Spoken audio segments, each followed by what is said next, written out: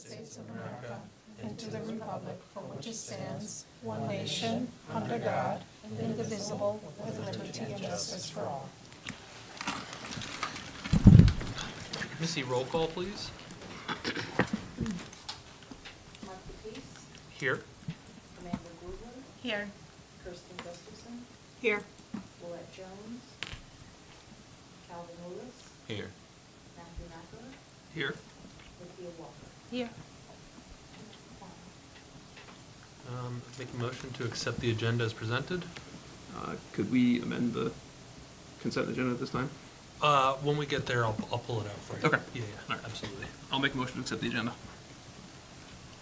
Is that a second? I motion you Second you. All right, all in favor?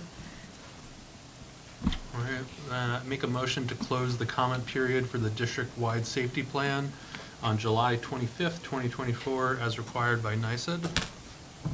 Second. All in favor?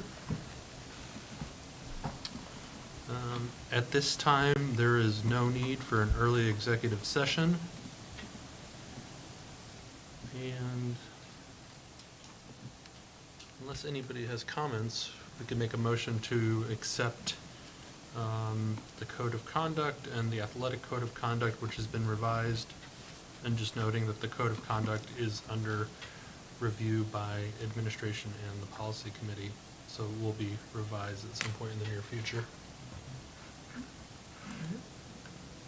Cool, so I make a motion to adopt policy 5300 code of conduct and 5300.26 athletic code of conduct for the 2024-2025 school year. Second. All in favor? And I make a motion to approve the audit committee minutes report for April 9th, 2024. Second. All in favor? All right, personnel agenda, make a motion to accept personnel agenda items A through I. Second. All in favor? Everybody signed up? Okay, brings us to the consensus agenda.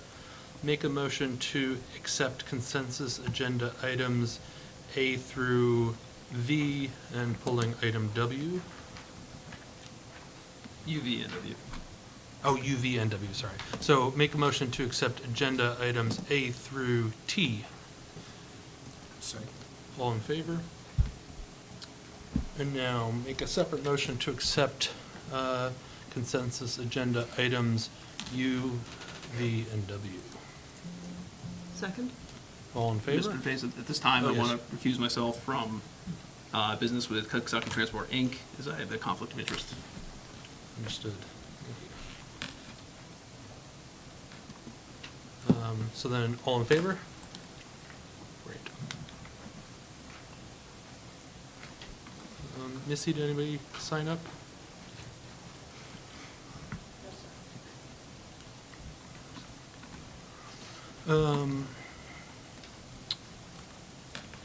Important dates, following meetings are scheduled. August 13th, 2024, Board of Education meeting, high school library, 6 p.m. August 27th, 2024, Policy Committee meeting, 5 to 6 p.m. in the high school library. August 27th, 2024, Board of Education meeting, high school library, 6 p.m.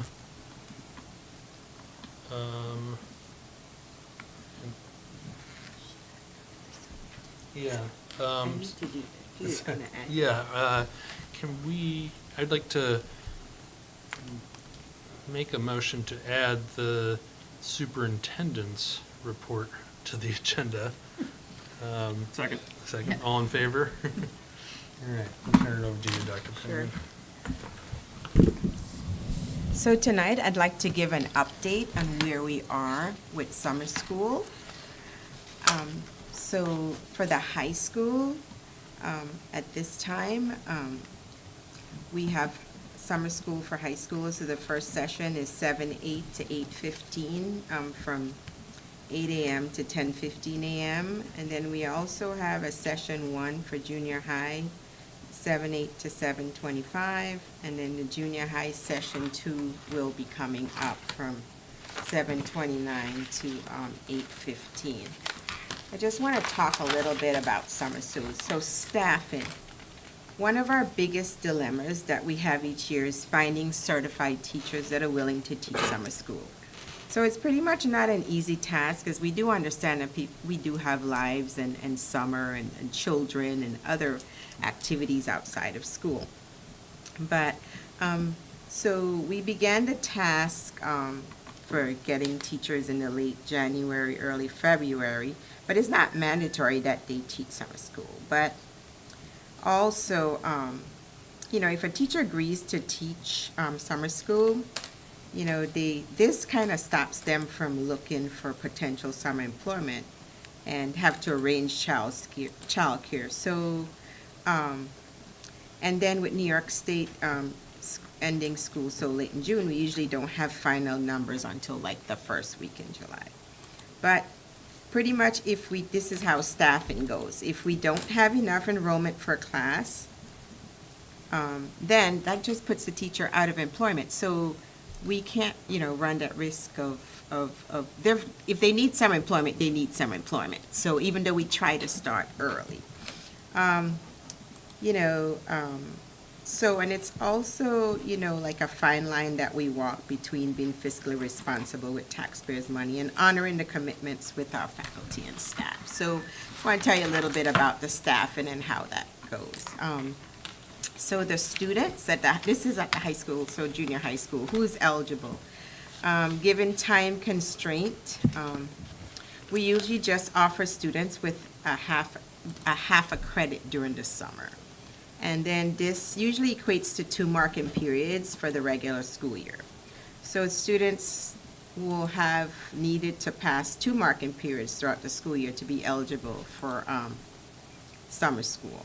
So we have made some exceptions, such as illness and students transferring to districts late in the school, etc.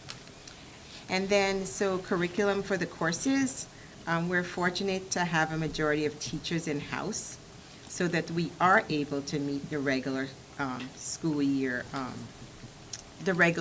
teachers and the materials, to gain materials and talk more about curriculum. So the teachers were able to discuss the topics, and this is how we were able to, form what curriculum is needed for the courses. The reg ed teachers were, generous with their time and materials, and so that we have a robust program at the high school, and that the majority of the classes were offered this summer, and they're all graduation requirements, so the curriculum has already been established. Summer school teachers are reviewing, and things are just moving through really well. A number of the courses end in the Regents exam. So we also have a few problems to overcome.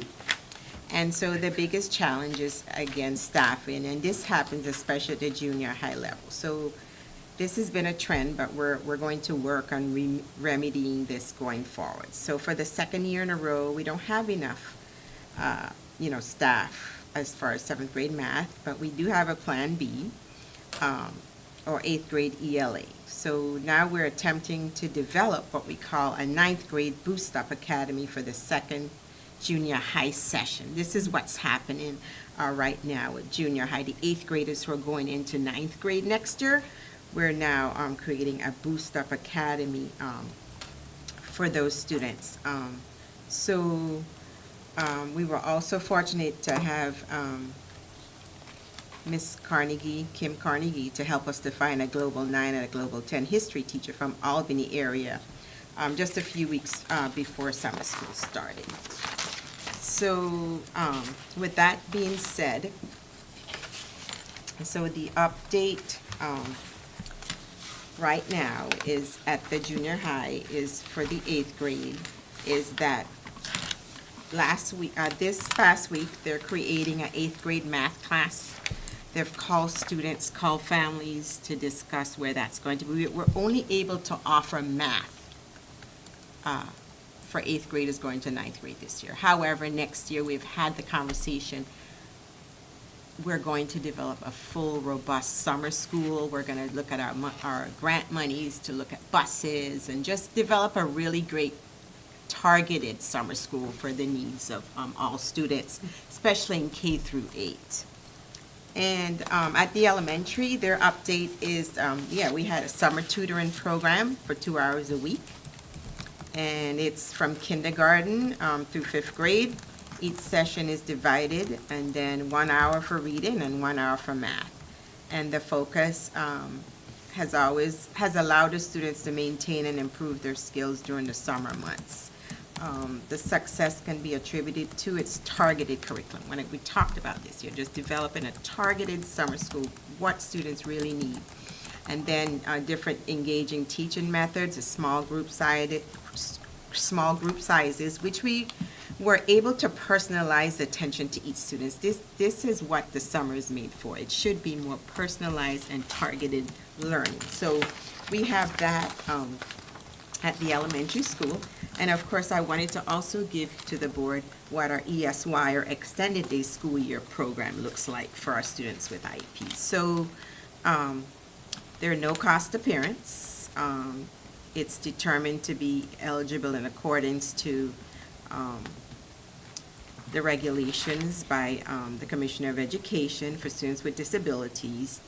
So we are required to run an environment for up to, for at least 30 school days during July and August.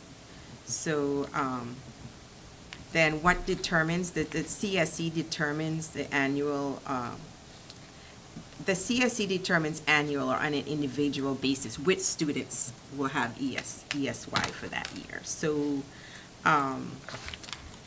so pretty much the enrollment, so we have 61 students, right?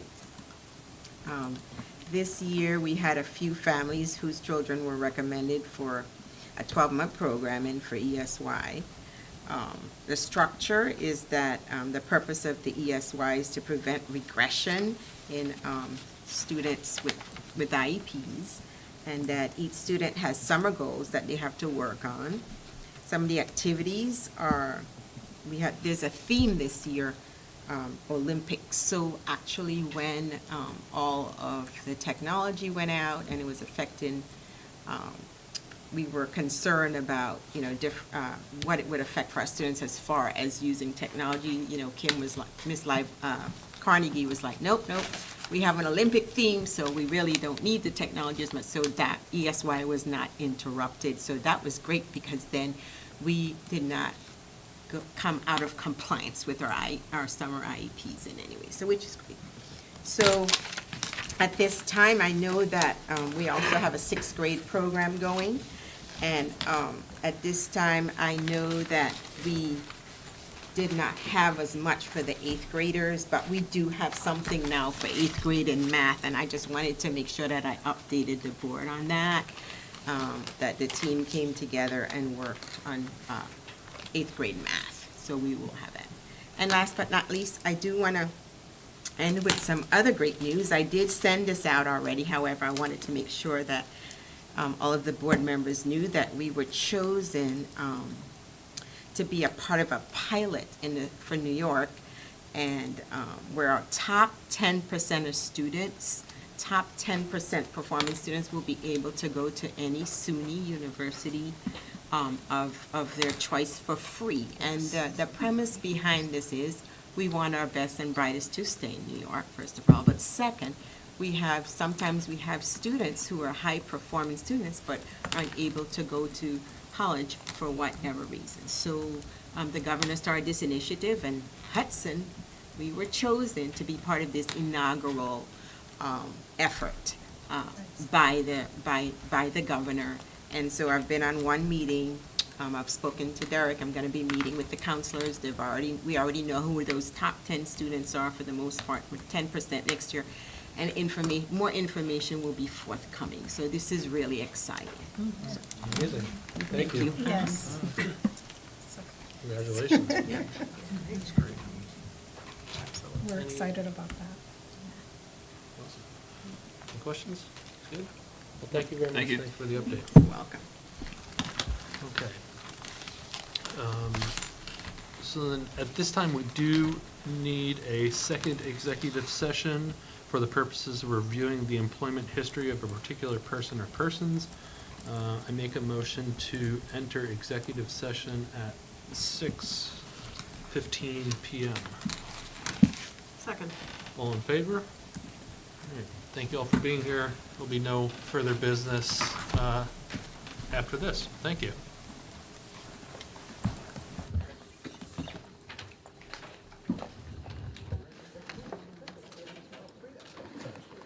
Nancy, you off?